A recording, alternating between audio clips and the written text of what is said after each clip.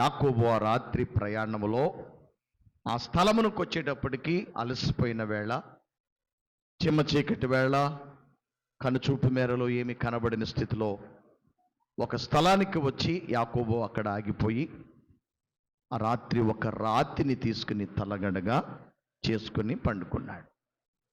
పండుకున్న కొద్ది క్షణాలకి అతనికి ఒక కళ, దర్శనము ప్రభుల వారు ప్రత్యక్షపరిచారట. ఇదంతా మీరు చాలాసార్లు చదువుంటారు ఆది కాండంలో. నేను త్వరగా వెళ్ళాలి కనుక మీకు అర్థమయ్యే రీతిలో నేను చెప్తున్నాను. ఆ రాత్రి యాకోబు దర్శనమును చూశాడు. ఏం చూశాడండి? మందిరమునకు ఉండవలసినటువంటి ప్రాముఖ్యమైనది ఏమిటి అంటే, మందిరము యొక్క ప్రాముఖ్యత ఏమిటి అంటే, ఒక దర్శనము కలిగిన మందిరముగా ఉండాలి మందిరం. హల్లెలూయా, హల్లెలూయా. దేవుడిచ్చేటువంటి ఒక విజన్, ఒక దర్శనం అనేది లేకపోతే మందిరము కట్టబడదు. తెలుసు మీకు? ఎందుకు చెప్తున్నాను అంటే, ప్రపంచంలో చాలా విలువైనటువంటి ఇల్లు కట్టగలరు ఏమండి? ప్రపంచంలో అత్యధికమైనటువంటి విలువైనటువంటి ఇల్లు ఒకటి ఉంది. అది మన భారతదేశంలో. అది మీకు తెలుసు కదా, జియో. అతని పేరేంటి? అంబానీ. చూసారు, అందరికీ తెలుసు, మహాపరిచయస్తుడు మనకి. కనుక అంబానీ ఇల్లు అంతా ప్రపంచంలో విలువైనది ఇంకో మరొకటి మన భారతదేశంలో లేదంట. అంత ఉన్నతమైన ఇళ్ళు ఉన్నాయి. కానీ దేవుని యొక్క వాక్యం చెప్తున్న మాట ఏమిటో తెలుసా? ఏదైనా నువ్వు కట్టగలవు డబ్బుంటే, కానీ దేవుని మందిరము మాత్రం దర్శనము లేకుండా కట్టలేమంట. దేవునికి స్తోత్రం చెప్పండి. హల్లెలూయా. ఈ ప్లేస్ను లేక ఈ స్థలాన్ని దేవుడు తన ప్రణాళికలోనే, గాడ్స్ ప్లాన్ ఆఫ్ సాల్వేషన్, దేవుని రక్షణ సంకల్పం లేకుండా ఈ స్థలాన్ని దేవుడు నిర్ణయించలేదు. ఈ స్థలములో మీరు ఈ మందిరం కట్టారంటే ఇది దేవుని ప్రణాళిక. హల్లెలూయా, హల్లెలూయా. దేవుని మందిరమునకు దర్శనం. ఒక విధంగా చెప్పాలంటే, ఇక్కడికి చాలా కిలోమీటర్ల దూరంలో ఉండి యోసేపు గారు మరి ఇక్కడ పరిచర్య ప్రారంభించారు అంటే, నేను అనుకుంటున్నాను, నేనైతే నమ్ముతున్నాను, దేవుని ప్రణాళిక లేకుండా ఈ గ్రామానికి ఆయన వచ్చేవారు కాదు. దేవుని బిడ్డలారా, దేవుని మందిరమే కానీ ఇది మరొకటి కాదు. దేవుని మందిరములో ఏముంటాయి మీరు చాలా జాగ్రత్తగా వినాలి సుమా. దేవుని మందిరానికి ఉండవలసినటువంటి మొట్టమొదటిది దర్శనము. చెప్పండి, ఏముండాలండి? దర్శనము. దర్శనము. ప్రభు పలానా ప్రాంతానికి వెళ్ళు, పలానా ప్రదేశానికి వెళ్ళు అని చెప్పి ఒక వ్యక్తిని ప్రోత్సహించి అక్కడ పునాది వేసినప్పుడు ఆ పునాది దర్శనము రీతిగా జరుగుతున్న పరిచర్య. హల్లెలూయా. ఆ పరిచర్య ఆగదు. ఎందుకో తెలుసా? అది దేవుడు ఏర్పరిచిన అద్భుతమైనటువంటి ప్రియులరా దేవుని పని. కనుక దేవుని మందిరం అనేది సామాన్యమైనది కాదు. చాలా మంది అనుకుంటారా, ఏమదుల కూతంతా అనుకుంటారు. బైబిల్ చెప్తున్న మాట ఏమిటో తెలుసా? దేవుని మందిరము ఎక్కడైతే ఉంటుందో నిశ్చయముగా ఆ ప్రాంతానికి క్షేమాభివృద్ధి కలుగుతుంది. ఆమేన్ చెప్పండి. హల్లెలూయా. ఏం కలుగుతుందండి? క్షేమం ఉంటుంది. ఎందుకు ఉంటుందో తెలుసా? ఆయన సన్నిధిలో మనము చేసే ప్రతి ప్రార్థన ఈ గ్రామానికి పెద్ద ఆశీర్వాదకరమైనటువంటి, దీవెనకరమైనటువంటి గొప్ప ఆరాధన అక్కడ జరుగుతున్నది. కనుక ప్రియులరా, దర్శనము చెప్తున్నాను. యాకోబు ఆ రాత్రి దర్శనము చూశాడు. ఏ దర్శనమో తెలుసా? రెండవ మాటలకు వెళుతున్నాను. అతడు నిచ్చెన మీద దేవదూతలు ఎక్కుతూ దిగుచూ ఉండుట అతడు చూశాడు. దీనికి అర్థం ఏమిటో తెలుసా? ఈ నిచ్చెనకున్నటువంటి అర్థం ఏమిటి అంటే, ఇది ఉపదేశ క్రమం. చెప్పండి, ఏ క్రమం? జాగ్రత్తగా వినాలి. ఏ క్రమం? ఉపదేశ క్రమం. ఉపదేశ క్రమం అంటే ఏంటో తెలుసా? దేవుని మందిరంలోకి వచ్చిన మనము ఎక్కడ వేసిన గొంగలి అక్కడనట్లే కాదు, నీ ఆత్మీయ స్థితి దినదినము మెట్లు ఎక్కుతూ ఎక్కుతూ ఎక్కుతూ ఎక్కుతూ ఎక్కడికి చేరాలి అని అంటే, ఆయన ఉండే స్థలానికి చేర్చేదే దేవుని యొక్క మందిరము. హల్లెలూయా చెప్పండి. దేవుని మందిరము ఎందుకు ఏర్పరిచాడు దేవుడు అంటే, నిన్ను ఆయన ఆజ్ఞల చేత, ఆయన వాక్యము చేత, ఆయన ఉన్నతమైనటువంటి ఆశయాల చేత, ఆయన నడిపింపు చేత, వాక్యము చేత నిన్ను కడిగి పవిత్రపరిచి నిన్ను ఒక్కొక్క మెట్టు ఎక్కుతూ ఆ ఉన్నతమైన దేవుని సన్నిధికి చేర్చడానికి దేవుని మందిరము మనకు అవసరమై ఉన్నది. హల్లెలూయా. మందిరం ఎంత విలువైందో చూసారండి. ఒకటి, దర్శనము లేకుండా ఇక్కడ ఏర్పరచబడినది కాదు, ఇది దర్శనము చేత. ఇవాళ వాళ్ళ కుమారులు, తమ్ముడు ఇంతగా పరిచయం చేస్తున్నాడు అంటే ఇది pre plan, the god's plan, ఆయన ప్రణాళిక. దేవుని మందిరములో రెండవ మాటని చెప్తున్నాను, నుచ్చిన దేనికి సూచనకు ఉన్నది అంటే అది ఉపదేశ క్రమము చాలా అవసరం. ఒక మనిషిని పరలోక రాజ్యమునకు వారసునిగా చేయాలంటే అది దేనికి సాటు తెలుసా? వాక్యము చేతనే తప్ప మరి దేని చేతను ఒక మనిషిని పరలోక రాజ్యానికి మనము వారసుని చేయలేం. వాక్యము ఎంత విలువైనది అంటే ప్రియరా, క్రమముతో కూడిన వాక్య ఉపదేశం కావాలంట మందిరంలో. ఏముండాలండి? చెప్పాలి. క్రమముతో కూడిన ఉపదేశ కావాలి. ఉపదేశం అంటే మేలు చేసేది, నిన్ను మంచిగా నడిపించేది, నిన్ను పరలోక రాజ్య వారసునిగా చేసేది దేవుని వాక్యము. కనుక అది ఎలా ఉండాలో తెలుసా? క్రమబద్ధీకరణ చేసే, నిన్ను క్రమమైన స్థితిలో నడిపించే ఉపదేశము అందించేదే దేవుని యొక్క మందిరం. ప్రపంచంలో చాలా యూనివర్సిటీలు ఉన్నాయి, కానీ దేనిలో కూడా ఎంత చదువుకున్నా, ఎంత విద్యావేత్త అయినా క్రమశిక్షణతో కూడినటువంటి, భయముతో కూడినటువంటి, భయభక్తులతో జీవించగలిగినటువంటి ప్రియులరా బోధన మాత్రము ఆ యూనివర్సిటీలో దొరకదు. చదువుకున్నటువంటి వాళ్ళే త్రాగుబోతులుగా, మహావిద్యావేత్తలే వ్యభిచారులుగా, మహావిద్యావేత్తలే ఎంతో భయంకరమైన పాపానికి బానిసలుగా బ్రతుకుతున్నారు, చదువు లేక కాదు. కానీ ఇక్కడ మనకు నేర్పుతున్న దేవుని వాక్య పాఠాలు నిన్ను ఎలా ఉంచుతాయి అంటే బైబిల్లో చెప్తున్నాడు. వాక్యములు మీరు చూడండి, ఒక్కసారి చూడండి. దేవుని యొక్క వాక్యములో సామెతల గ్రంథము 1వ అధ్యాయము 33వ వచనములో చక్కటి మాట. అక్కడ జ్ఞాని అయిన సొలొమోను రాస్తూ అంటాడు, నా ఉపదేశమును అంగీకరించేవాడు సురక్షితముగా ఉండును, కీడు వచ్చునన్న భయము లేక నెమ్మదితో బ్రతుకును. దేవునికి స్తోత్రం కలుగును గాక. జాగ్రత్తగా రాసుకోండి. కీడు వచ్చునన్న భయము లేక నెమ్మదిగా నిన్ను బ్రతికింపజేసే వాక్య సందేశం వినబడే స్థలమే దేవుని సన్నిధి. హల్లెలూయా. నీకు నెమ్మది కావాలంటే, కీడు రాకుండా, భయం లేకుండా బ్రతికే స్థలం ఎక్కడైనా ప్రపంచంలో ఉందా? చెప్పండి, ఎక్కడైనా దొరుకుతుందా మనకి? ప్రపంచంలో ఎక్కడైనా నిన్ను క్షేమముగా దాయగలిగిన స్థలము ఏదైనా ఉన్నదా అని అంటే ప్రపంచంలో ఎక్కడా కూడా లేదు. కానీ దేవుని మందిరమునకున్నటువంటి ప్రాముఖ్యతలో రెండవ ప్రాముఖ్యత ఏమిటో తెలుసా?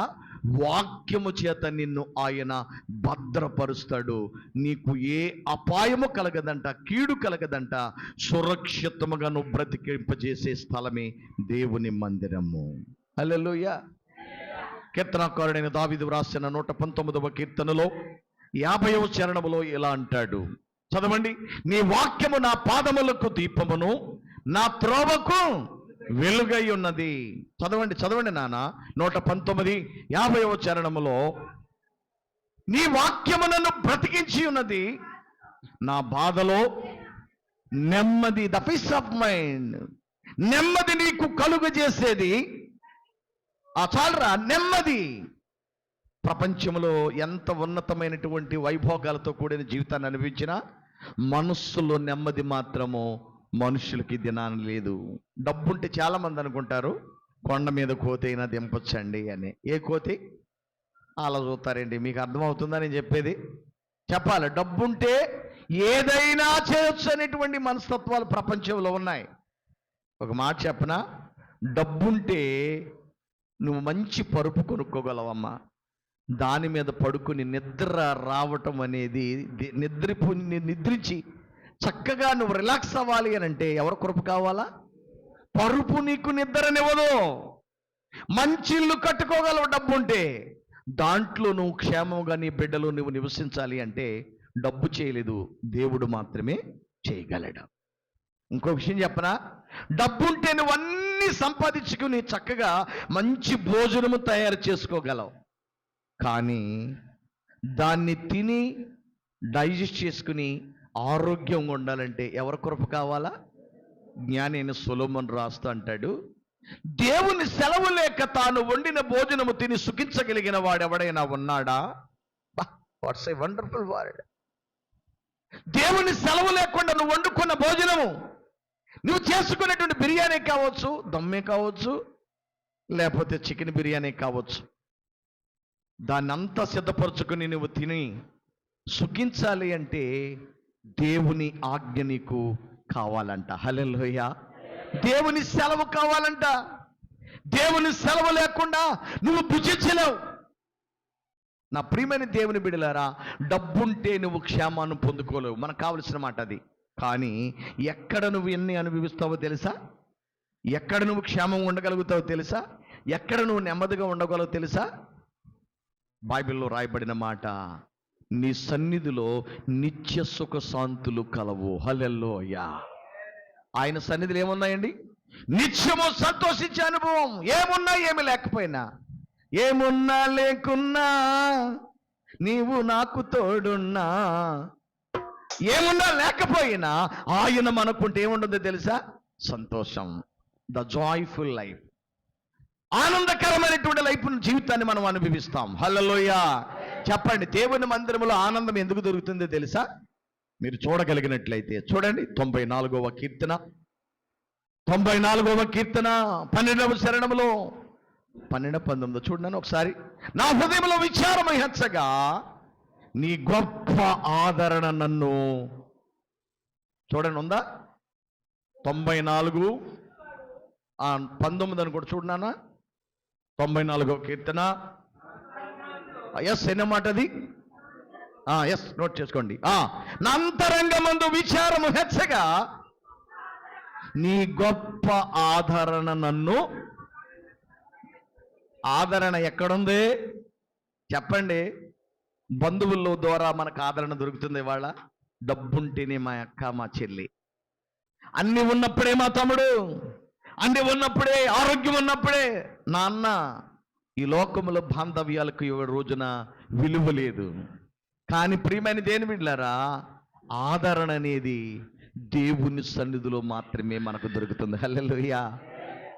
ఎవరు నిన్ను విడిచిపెట్టినా, ఎవరు మనల్ని మరిచిపోయినా, ఎవరు మనల్ని ప్రక్కన పెట్టినా, నువ్వు ఆరాధించడానికి వచ్చిన ఈ స్థలములో నీ దేవుని కనుదృష్టి నీ మీద ఉన్నప్పుడు ఆయన నిన్ను ఆదరిస్తాడు అంట.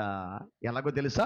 యెషయా గ్రంథము 63వ అధ్యాయము 13వ వచనం మనం చూసుకుంటే 66:13లో ఒకని తల్లిని వాని ఆదరించినట్లు నేను మిమ్మలను ఆదరిస్తాను అన్నాడు. దేని స్తోత్రం చెప్పండి.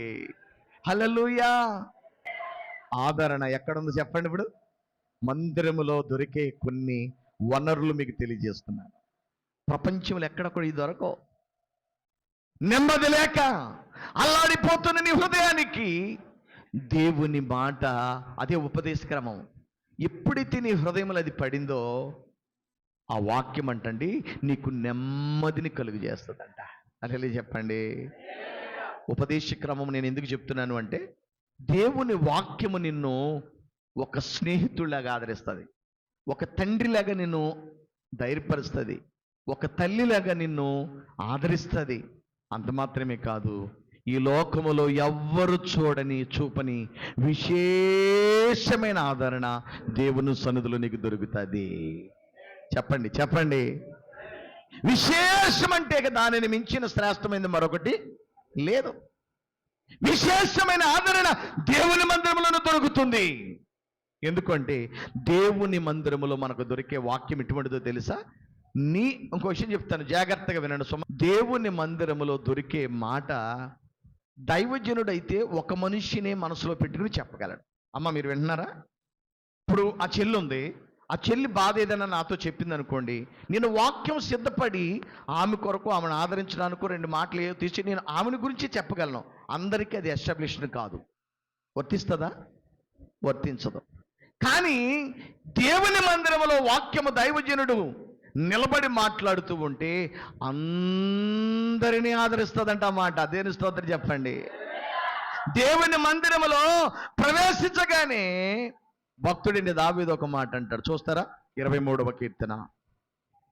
23వ కీర్తనలో దైవజనుడు మాట్లాడుతూ అంటాడు, యెహోవా నా కాపరి, నాకు లేమి కలగదు. పచ్చిక గల చోట్ల ఆయన నన్ను పరుండ చేయుచున్నాడు. శాంతికరమైన జలముల యొద్దకు ఆయన నన్ను నడిపించుచున్నాడు.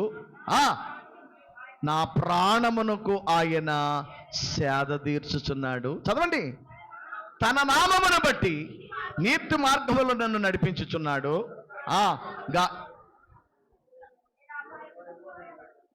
ఏ అపాయమునకు నేను భయపడను. ఎందుకో తెలుసా? నీ దుడ్డుకర్రయు నీ దండము నన్ను ఆదరించును. కృపా క్షేమములు నా వెంట వచ్చును. నేను చిరకాలము యెహోవా మందిరములో నివాసము. కృప క్షేమము కలగాలి అంటే ఎక్కడుందని దావీదు చెప్తున్నాడు? ఏ ప్లేస్లో ఉంది కృప? హల్లెలూయా. కృప దేవుని మందిరంలో దొరుకుతుందంట. ఎంత ఘోరపాపినైనా నువ్వు రావద్దు అనదు మందిరం. నువ్వు దేవుని మందిరంలోకి రాగానే ఆయన ఒకటి చూస్తాడంట. బైబిల్లో వ్రాయబడి ఉంది, నా మందిర ఆవరణములో నివసించువారు వర్ధిల్లుదురు. దేని సోదరు చెప్పాలా? నీకు కృప కలగాలంటే మోడిబారిపోయిన, వాడబారిపోయిన, చిగురించలేని, ఫలించలేని జీవితాలు ఏవైనా ఉంటే అవి దేవుని సన్నిధులకు రాగానే దేవుడు ఏం చేస్తాడు తెలుసా? నీరు కట్టి ఫలింపజేస్తాడు. దేవుని స్తోత్రం చెప్పండి. నిన్ను బ్రతికిస్తాయి ఆయన మాటలు. నీలో ఆశను కలిగిస్తాయి. ఆశలు అడియాశలైపోయి కన్నీళ్లను అన్నపానాలుగా అనుభవిస్తూ నలుదిశల మనుషుల వైపు చూసి నిరాశ నిస్రోజుల మధ్య నలిగిపోతే ఒకే ఒక స్థలం ఉంది. ఆ స్థలము పేరే దేవుని మందిరము. అక్కడ నువ్వు అడుగెడితే బైబిల్ చెప్తున్న మాట, నువ్వు ఎలా ఉంటావు తెలుసా? కృపను పొందుకుంటావు. చెప్పాలి హల్లెలూయా.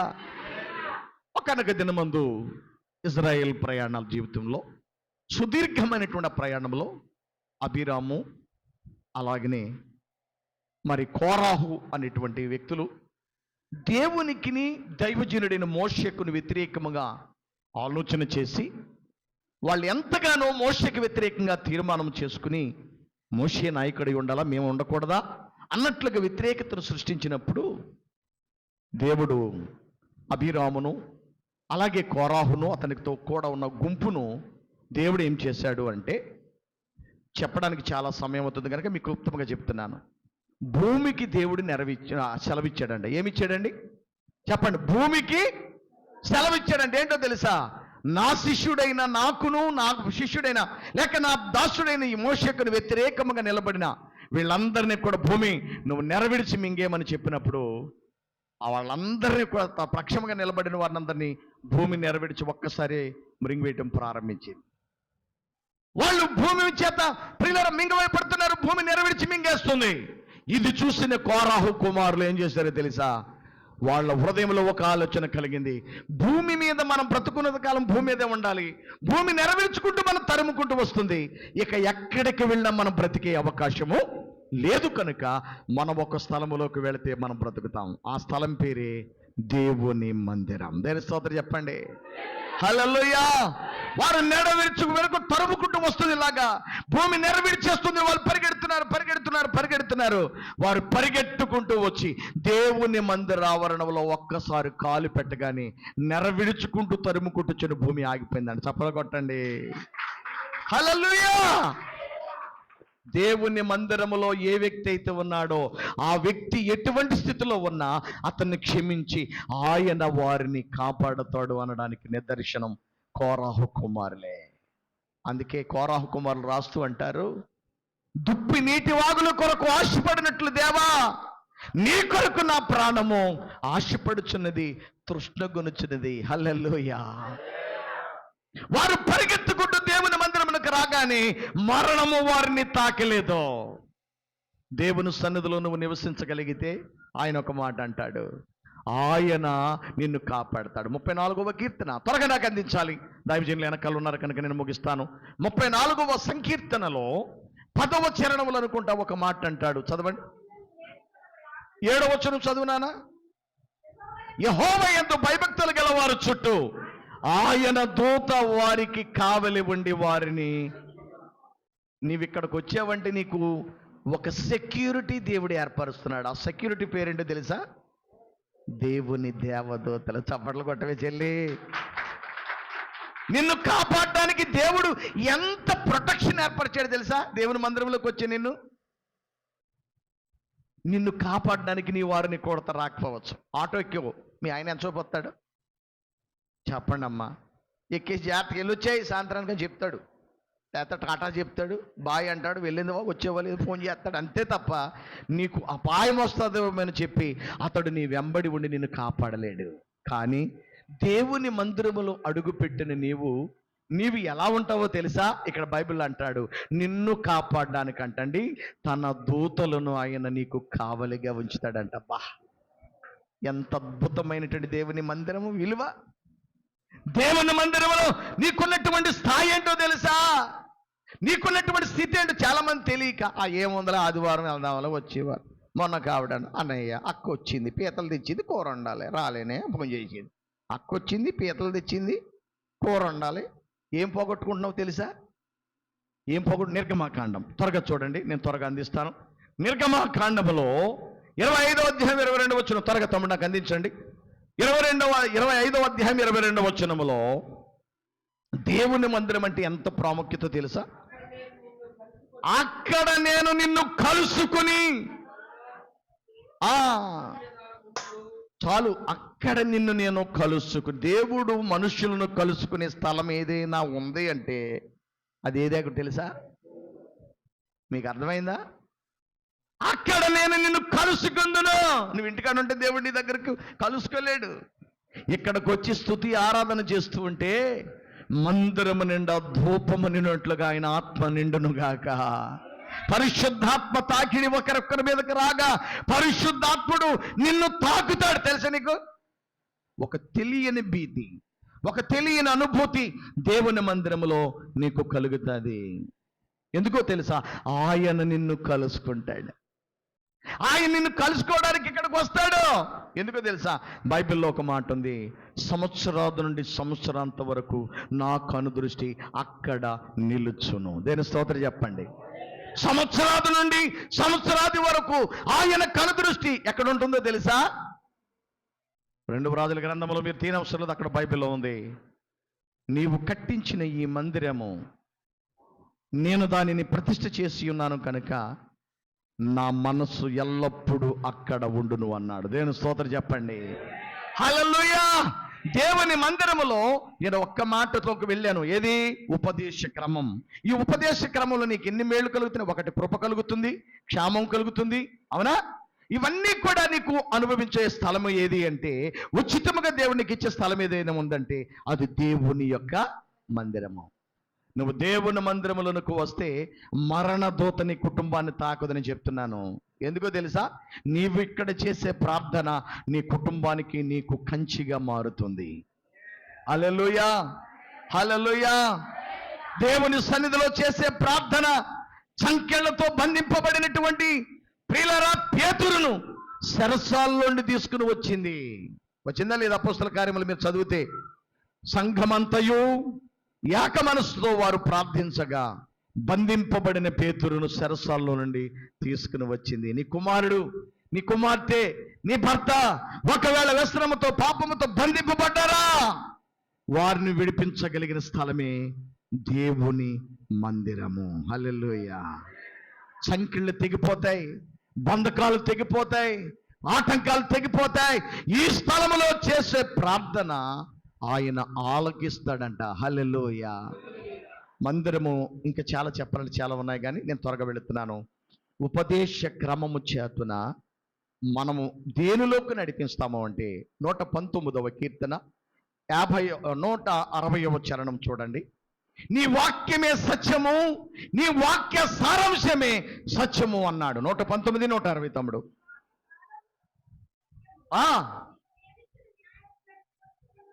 నిత్యము నిలుచును. చదువునానా?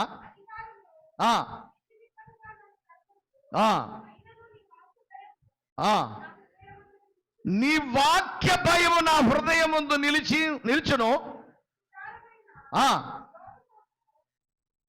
నువ్వు పైకుండి చదివితే బాగుండదు, నువ్వు కిందకి పెట్టేసి చదివితే నాకు అర్థం అవ్వదు. నీ వాక్య భయము నా హృదయములో నిలుచును అన్నాడు. దేని స్తోత్రం చెప్పండి. ఒక మనిషి ఆజ్ఞ అంటే, ఉపదేశ క్రమం అంటే ఆజ్ఞలతో కూడిన, షరతులతో కూడిన ఉపదేశం అంటే వాక్య సందేశం. అది మన హృదయంలో ఏం కలుగు చేస్తుంది? భయము. చెప్పండి చెప్పండి చెప్పండి. ఎన్నో మాట ఇది? మూడో మాటలోకి వచ్చాను. దేవుని భయం మనుషులకు కలగాలి అంటే ఎక్కడికి రావాలా? చెప్పండి. దేవుని మందిరములో వాక్యము ద్వారా మాత్రమే దేవుని భయము ప్రజలకు కలుగుతుంది. నీ వాక్యమును నేను విన్నప్పుడు నా హృదయంలో ఏం కలిగిందో తెలుసా? నీ వాక్యము విన్నప్పుడు నాకు భయము కలుగుచున్నదంటాడు ప్రవక్త. చెప్తూ అంటాడు, యెహోవా నిన్ను గూర్చి నేను వినినప్పుడు నాకు భయమును వణుకును కలుగుచున్నది అన్నాడు. దేవునికి స్తోత్రం కలుగును గాక. ఒక మనిషి భయంతో జాగ్రత్తగా భూమి మీద బ్రతకడానికి నిన్ను ఒక విలువైన వ్యక్తిగా తయారు చేసే స్థలమే దేవుని యొక్క మందిరము. హల్లెలూయా. దేవుని భయం. అందుకంటాడు చక్కటి మాట జ్ఞాని అయిన సొలొమోను రాస్తూ, మీరు దేవుని మందిరమునకు వెళ్ళినప్పుడు మీ ప్రవర్తన జాగ్రత్తగా చూచుకొనండి. దేవుని మందిరములో నీ ప్రవర్తన ఎలా ఉందో తెలియజేసేది దేవుని మందిరం. నువ్వు ఎలా నడుస్తున్నావో, ఎలా చూస్తున్నావో, ఎలా ఉన్నావో, ఎలా బ్రతుకుతున్నావో, నిన్ను అద్దము ముందు నిలబెడితే మనం ఎలా ఉన్నామో కనబడే ఆ ప్రతిబింబం ఏ విధముగా అయితే అద్దం ముందు నిలబడితే నీ మొక్క మచ్చుందో, లేదా తెల్లగుందో, ఎర్రగుందో, నల్లగుందో, మత్స్యుందో, ఏ విధముగా అయితే అద్దం నిలబెడుతుందో అదే విధముగా నిన్ను దేవుని ఎదుట నిలబెట్టి నిన్ను సరిచేసేది దేవుని మందిరం. హల్లెలూయా. నువ్వు సరి అవ్వాలంటే ఎక్కడికి రావాలా? చెప్పండి. దేవుని మందిరానికి రావాలి. ఒక చిన్న గ్రాంతులు చెప్పి నేను త్వరగా ముగించాలనుకుంటున్నాను. కుమ్మరివాడు కొండని చేసినప్పుడు యేసన్న గారి పాట రాస్తూ మొట్టమొదటిగా 12వ గుడారాలకు ముందు ఈ పాట రాశాడు. సారెపైనున్నా ఇదే పాటను అన్న రాశారు. ఎలాగో తెలుసా? జ్యోతిర్మయుడ నా ప్రాణప్రియుడ అనేటువంటి పాటలో 2వ చరణంలో అంటాడు ఏంటి? కుమ్మరి గురించి రాస్తూ దైవజనుడు చెప్పాడంట, కుమ్మరి గురించి నువ్వు నేర్చుకున్నప్పుడు యేసన్న గారు రాశారు ఆ పాట. ఏ పాట అంటే అక్కడ అంటాడు, పాత్రగా నన్ను త్రోసివేయక విసిరివేయక అంటాడు. ఆ పాట ఏంటంటే చక్కటి మాట. ఆ కుమ్మరి గురించి రాస్తూ అన్నయ్య చెప్పిన మాట ఏమిటి అంటే, అది తయారు చేస్తున్నప్పుడు కేవలం విలువలేని మట్టి, కేవలము ప్రియులరా తడిస్తే పడిపోయేటువంటి ఆ మట్టి ముద్దను ఒక కుండగా చేసి కుమ్మరి దానిని అగ్నిలోనికి తెస్తాడు. దేనిలోకి తెస్తాడు? అగ్నిలోనికి తీసుకొచ్చి దాన్ని నుప్పుల మీద ఆ వేడి చేత, మంట చేత దాన్ని కాల్చినప్పుడు అదేమవుతుంది అంటే తనలో ఉన్న సహజత్వాన్ని కోల్పోయి బలహీనమైనటువంటి ఘటము అనగకుండా ఆ కుండ ఎలా మారుతుంది అంటే బలమైనటువంటి కుండగా మారుతుంది అంట. దేని స్తోత్రం చెప్పండి. వాక్యమనే అగ్ని చేత నువ్వు కాల్చబడి, వాక్యమనేటువంటి అగ్ని చేత నువ్వు సరిచేయబడి, నువ్వు ఒక అందమైన పాత్రగా తీర్చిదిద్దబడాలి, నువ్వు సౌందర్యవంతమైనటువంటి సీయోనుగా మార్చబడాలి అంటే ఆ మండించే స్థలమే, నిన్ను కాల్చి ఒక అందమైన పాత్రగా మార్చే స్థలమే దేవుని యొక్క మందిరం. హల్లెలూయా. చెడిపోయిన వారిని, పడిపోయిన వారిని బాగు చేసి పరలోక సంబంధమైన పాత్రలుగా తయారు చేసేది దేవుని యొక్క మందిరం. హల్లెలూయా చెప్పండి. టైం అయింది కనుక దేవుని చిత్తమైతే మరొకసారి వచ్చినప్పుడు నేను మీకు తెలియజేస్తాను. 3వ మాట ఏమిటి అంటే, దేవుని మందిరములో నా ప్రియమైన దేవుని బిడ్డలారా ఏముండాలి అనంటే దేవునితో భయము. ఆయన నిజమైన దేవుడు, మనం పాపం చేయకూడదని భయభక్తులతో కలిగిన ఒక క్యారెక్టర్ కలిగిన జీవితం ఉండాలంట. అది దొరికే స్థలమే దేవుని మందిరం. నిర్గమాకాండం ఈ మాట చదవండి, ప్రార్థన చేసుకుందాం. నిర్గమాకాండం 2వ అధ్యాయం 11వ వచనములో ఈ మాట దైవజనుడు మోషే తెలియజేస్తున్నాడు. చూడండి, నిర్గమాకాండము లేక కీర్తనలు, కీర్తన 2వ అధ్యాయం 11వ వచనం. కీర్తనలు 2వ అధ్యాయము 11వ వచనం. భయభక్తులు కలిగి యెహోవాను సేవించుడి, గడగడగా మునుగుచు సంతోషించుడి.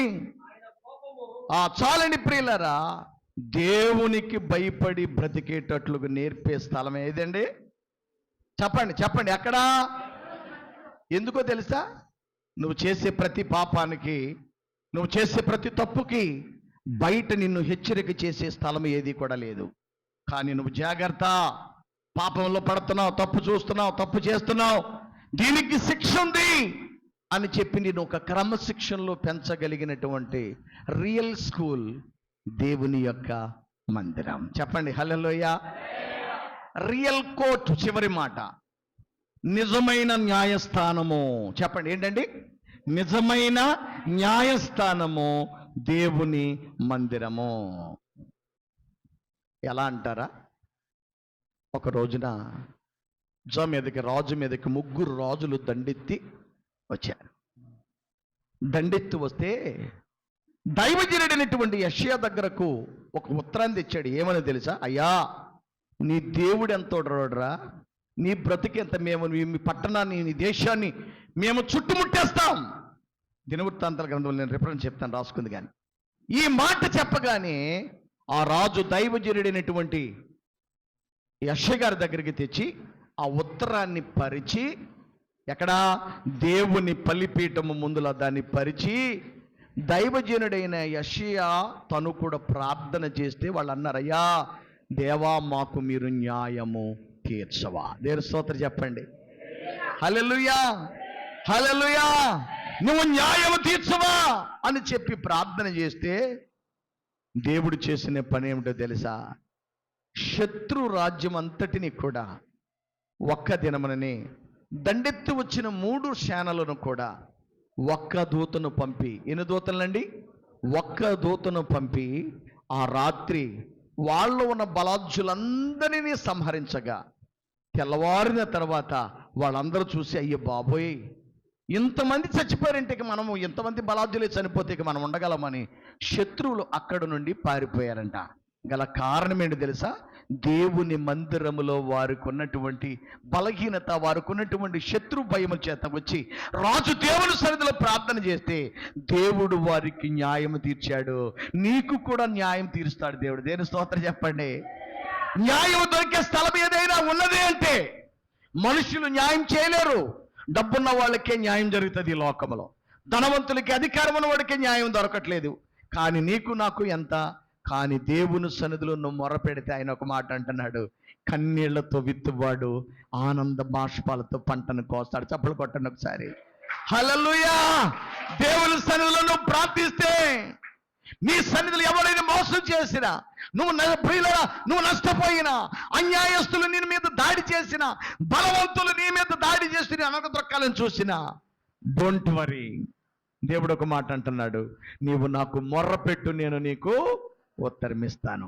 ఆ ఉత్తరము దొరికే స్థలమే దేవుని యొక్క మందిరం. చివరి మాట, దేవుని మందిరములో ఏముండాలి అంటే ప్రతిష్టత. చెప్పండి ఏంటండి? చెప్పండి చెప్పండి, ఏముండాలి? యాకోబు ఆ రాయిని తీసుకుని దాని మీద నూనె పోసి దానిని ప్రతిష్ట చేశాడు. ఏం చేశాడండి? ప్రతిష్ట అంటే దానికి ఉన్న అర్థం ఏంటి తెలుసా? ఒక విధంగా దేని కొరకైతే ఆ రాయిని నిలబెట్టి నూనె పోశాడు అని అంటే, ఇది దేవుని మందిరమే కానీ మరొకటి కాదు అని చెప్పి ఆ రోజు జరిగిన సందర్భం చెప్తున్నాను. ప్రతిష్టత అంటే ఏర్పాటు. చెప్పండి, దేని కొరకు? దేవుని కొరకు మాత్రమే మనము ఏర్పాటులో ఉండవలసిన, తయారు చేసే స్థలము దేవుని యొక్క మందిరం. దేవుని స్తోత్రం చెప్పండి. మనం దేని కొరకు ప్రతిష్ఠించుకోవాలి? నిన్ను ప్రతిష్ఠ చేసి నిన్ను పరలోక రాజ్య వారసునిగా నడిపించే స్థలం ఏదో తెలుసా? చెప్పండి చెప్పండి.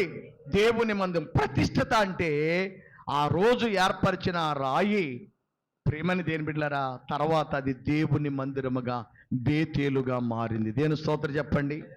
హల్లెలూయా చెప్పాలి. హల్లెలూయా. బేతేలుగా మారినటువంటి స్థలం. ఆ ప్రేమైనటువంటి దేవుని బిడ్డలారా, నీవు కూడా ఒక దేవుని మందిరానికి సాదృశ్యముగా ఉన్నావు. కొరింథీయులకు రాసిన పత్రికలు అంటాడు, మీరు దేవుని ఆలయమై ఉన్నారని మీరు ఎరుగరా? దీనిని మీరు పాడు చేసిన ఎడల దేవుడు మిమ్మలను పాడు చేస్తాడు. జాగ్రత్త. ఇప్పుడు చెప్పండి, ఇది ఎంత నడిపించుకుంటూ వచ్చు, చివరకు వచ్చేటప్పటికి ఆ మందిరం ఏమైపోయారు? మనమే ఆ మందిరముగా దేవుడు చెప్తున్నాడు. ఈ మందిరములో 3 అనుభవాలు. 1 ఆవరణము, చెప్పండి. 2 పరిశుద్ధ స్థలం, 3 అతి పరిశుద్ధ స్థలం. చాలా సబ్జెక్టు, నేను సింపుల్గా చెప్పేస్తాను, 12 అయిపోయింది కనుక ఒక మాట వినండి. దేవుని మందిరం నీవే అయితే నీలో 3 అనుభవాలు ఉండాలి. ఆ 3 అనుభవాలు ఏమిటి అంటే, దైవజనుడైన మోషే ద్వారా ఏర్పరచబడినటువంటి ఆ యొక్క దేవుని మందసం ఏర్పరిచిన మందిర గుడారములో 3 భాగాలు ఉన్నాయి. అవి ఏమిటి అంటే, 1 ఆవరణము, చెప్పండి ఏంటండి? ఆవరణము. 2, 3 ఈ ఆవరణము దేనికి సూచనగా ఉన్నది అంటే, లోకములో ఉన్నటువంటి మనలందరికీ, ప్రజలందరికీ కూడా ప్రియులరా ఇది సూచనగా ఉన్నది. ఈ ఆవరణములో ఉన్నటువంటి మనము పరిశుద్ధ స్థలములోనికి రావాలి అని అంటే ఎక్కడికి వెళ్ళాలి? బలిపీఠం ఉంటుంది. అక్కడ ఏముంటుందండి? పరిశుద్ధ స్థలములు ఏముంది? చెప్పాలి. బలిపీఠము. ఆ బలిపీఠము దేనికి సాదృశ్యముగా ఉంది? రోమిలికి రాసిన పత్రిక 12వ అధ్యాయము మనం చూస్తే మొదట వచ్చిన అంటాడు, సజీవ యాగముగా మీ ప్రాణాత్మ దేహములతో దేవునికి మిమ్మల్ని మీరు సమర్పణ చేసుకోనండి. దేవుని స్తోత్రం చెప్పండి. ఆ బలిపీఠము నీ హృదయమే, ఆ బలి అర్పణ నీ దేహమే, నీ మనసే. దీనిని అర్పించినప్పుడు నా ప్రియమైన దేవుని బిడ్డలారా, నీవు అక్కడ నుండి ఎక్కడికి వెళతావు అంటే అతి పరిశుద్ధమైన స్థలములోనికి వెళతావు. అంటే నీ ప్రాణాత్మ దేహములతో దేవునికి నువ్వు సమర్పణ చేసుకున్నట్లయితే ఈ లోకాన్ని విడిచిపెట్టని వెళ్ళినట. ఈ మందిరమైనటువంటి ఈ దేహము మర్త్యమైనది. ప్రియులరా, అమర్త్యతను ధరించుకుని ఆయన ఎదుట నిలబడ్డానికి ఈ దేహం అనే మందిరము ఆయన ఎదుట యుగయుగములు ఉండడానికి సజీవమైన యొక్క శరీరాన్ని, మర్త్యమైనది అమర్త్యతను ధరించుకుని ఆయన ఎదుట నిలబడతాది ఈ మందిరము. చప్పట్లు కొట్టండి. హల్లెలూయా, హల్లెలూయా. నీ హృదయంలో 3 భాగాలు నేను చెప్పాను. మీ దేహంలో 1 ఆవరణము. లోకములో బ్రతుకుతున్నావు, అందరితో కలిసిపోవద్దు. అందరితో ఈ ఆవరణములు ఏముంటుంది అంటే మూలన గంగాళం ఉంది. చెప్పండి ఏముందండి? గంగాళము అనగా నీళ్లతో నింపబడిన ఈ గంగాళానికి దేనికి సూచనగా ఉందో తెలుసా? ప్రతి దినము నీవు నిన్ను కడుగుకోవాలా. హల్లెలూయా. మందిరానికి వచ్చిన మనకు ఒక క్రమశిక్షణ ఏంటి తెలుసా? ప్రతి దినము నువ్వు కడుగుకోవాలి, నువ్వు నిన్ను ప్రక్షాళన చేసుకోవాలి, తర్వాత పరిశుద్ధ స్థలములోనికి వెళ్ళే వ్యక్తిగా ఉండాలి. మందిరము నిన్ను ఎక్కడికి చేర్చడానికి దేవుడు ఏర్పడ్డాడు తెలుసా? మనం ఈ లోకములో, భూలోకములో కన్ను మోస్తే ఈ మందిరము నిన్ను ఎక్కడికి చేర్చడానికి, ట్రైనింగ్ సెంటర్గా, నిజమైనటువంటి ఆత్మీయ మందిరముగా నిన్ను మార్చడానికి దేవుడు ఏర్పరిచాడు. అంటే పరలోక సంబంధిగా ఆయన ఎదుట ఉండడానికి, సిగ్గుపడనక్కర్లేని వ్యక్తిగా ఆయనిచ్చే బహుమతులు పొందుకోవడానికి నిన్ను తయారు చేసేదే దేవుని మందిరం. దేవుడి మాటలు దీవించును గాక.